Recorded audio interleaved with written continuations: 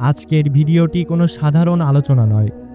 আজ আমি আপনাদের এমন 3টি ছোট আমলের কথা বলতে চলেছি, যা রাতে ঘুমানোর আগে মাত্র 5 মিনিট সময় নিয়ে করলে ইনশাআল্লাহ আপনার মনের সব দুশ্চিন্তা উড়ে যাবে এবং আপনার অভাব দূর করার দায়িত্ব স্বয়ং আল্লাহ তাআলাই নিয়ে নেবেন। ভিডিওর একদম শেষে আমি একটি বিশেষ দোয়ার কথা বলবো, যা পড়লে আপনি কাল সকালেই এক অন্যরকম প্রশান্তি অনুভব করবেন। তাই নিজের জীবনের শান্তির জন্য হলেও একটি সেকেন্ডও মিস করবেন না। প্রিয় ভাই বোনেরা, আমরা সারাদিন গাধার মতো খাটি, টাকা পয়সা উপার্জনের জন্য কতই না দৌড়াই, কিন্তু দিন শেষে যখন বালিশে মাথা রাখি তখন কেন জানি শান্তি খুঁজে পাই না। এর কারণ কি জানেন? আমরা আমাদের রিজিক এবং দুশ্চিন্তার সমাধান মানুষের কাছে খুঁজি, কিন্তু যিনি রিজিকদাতা তার কাছেই সাহায্য চাইতে ভুলে যাই। পবিত্র কোরআনে আল্লাহ তাআলা বলেছেন, আলা বিযিকরিল্লাহি তাতমাইনুল কুলুব, যার অর্থ জেনে রাখো, আল্লাহ জিকিরেই কেবল অন্তরসমূহ প্রশান্তি পায়। আপনার যদি মনে হয়ে থাকে আপনার চারপাশ থেকে সব পথ বন্ধ হয়ে গিয়েছে, তবে মনে রাখবেন, উপরের পথ অর্থাৎ আল্লাহর সাথে যোগাযোগের পথ সবসময় খোলা রয়েছে। রাতে ঘুমানোর আগে সবচেয়ে বড় আমলগুলোর একটি হলো সূরা মুলক পাঠ করা। আমাদের প্রিয় নবী হযরত মুহাম্মদ সাল্লাল্লাহু আলাইহি ওয়াসাল্লাম বলেছেন, এই সূরাটি কবরের আযাব থেকে সুরক্ষা দেয়। শুধু কি তাই, যে ব্যক্তি নিয়মিত এই সূরাটি পড়ে আল্লাহ তার রিজিকের পথ সহজ করে দেন। অনেকে হয়তো বলতে পারেন, ভাই আমি তো আরবি পড়তে পারি না। কোনো সমস্যা নেই, আপনি ইন্টারনেটে সূরা মুলকের তেলাওয়াত শুনতে পারেন। আপনি যখন মনোযোগ দিয়ে এই কালাম শুনবেন, আপনার মস্তিষ্ক শান্ত হবে এবং আপনার ভেতর এক আধ্যাত্মিক শক্তি তৈরি হবে, যা অভাবের ভয়কে জয় করতে সাহায্য করবে। অভাব কেন আসে জানেন? অনেক সময় আমাদের নিজেদের পাপের কারণে আমাদের রিজিক আটকে যায়। অভাব এবং দুশ্চিন্তা দূর করার মহা ঔষধ হলো ইস্তেগফার করা। আমি আপনাকে বড় কোনো ইস্তেগফারের কথা বলছি না।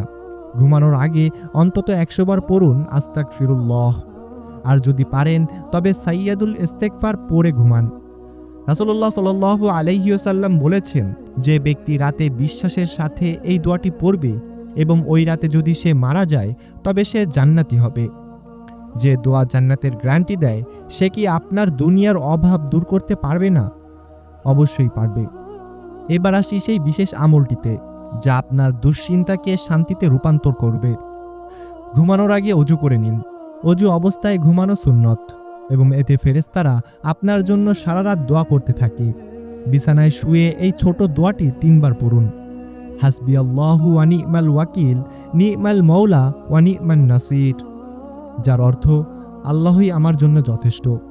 তিনি কতই না চমৎকার কর্মবিধায়ক, তিনি কতই না চমৎকার অভিভাবক এবং কতই না চমৎকার সাহায্যকারী। আপনি যখন এই দোয়াটি পড়বেন, আপনি আসলে আপনার সমস্ত অভাব, সমস্ত ডিপ্রেশন আর সমস্ত ঋণের দুশ্চিন্তা আল্লাহর হাতে সঁপে দিচ্ছেন। যখন দায়িত্বটা আল্লাহর কাছে চলে যায়, তখন আপনার ভয় পাওয়ার আর কি থাকে? আমাদের অনেক দর্শক ভাই বোনেরা অভাবের কথা বলেন। আমি আপনাদের একটি কথা স্পষ্ট করে বলি, আল্লাহ অভাব দেন পরীক্ষা করার জন্য, আর অভাব দূর করেন তার শুকরিয়া আদায় করার মাধ্যমে। ঘুমানোর আগে সারাদিনের ছোট ছোট প্রাপ্তিগুলোর জন্য আল্লাহর কাছে শুকরিয়া জানান, আলহামদুলিল্লাহ বলুন। হতে পারে আপনি আজ 3 বেলা খেতে পেরেছেন, অনেকে তাও পারেনি। হতে পারে আপনার মাথার উপর ছাদ আছে, অনেকের তাও নেই। আপনি যখন অল্পতে সন্তুষ্ট থাকবেন, আল্লাহ আপনার বরকত বাড়িয়ে দিবেন। এই বরকতই আপনার অভাব দূর করার মূল চাবিকাঠি।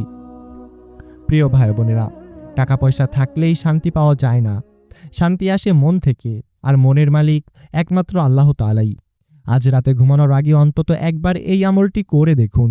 আমি কথা দিচ্ছি, আপনি এক অদ্ভুত হালকা অনুভব করবেন। তো বন্ধুরা, যদি মনে করেন আজকের ভিডিওটি আপনার মনে কিছুটা হলেও শান্তি দিয়েছে, তবে কমেন্টে আলহামদুলিল্লাহ লিখুন। আপনার একটি আলহামদুলিল্লাহ এবং একটি শেয়ার হয়তো অন্য কোনো দুশ্চিন্তাগ্রস্ত মানুষের কানে পৌঁছাবে এবং তার জীবন বদলে দিবে। আর এই উসিলায় আল্লাহ আপনার মনের বাসনাও পূরণ করতে পারেন। আর এরকম আরও গুরুত্বপূর্ণ ভিডিও পেতে আমাদেরকে ফলো অথবা সাবস্ক্রাইব করে আমাদের পাশে থাকবেন। সবাই ভালো থাকুন, সুস্থ থাকুন এবং আল্লাহর উপর ভরসা রাখুন। আসসালামু আলাইকুম ওয়া রাহমাতুল্লাহ।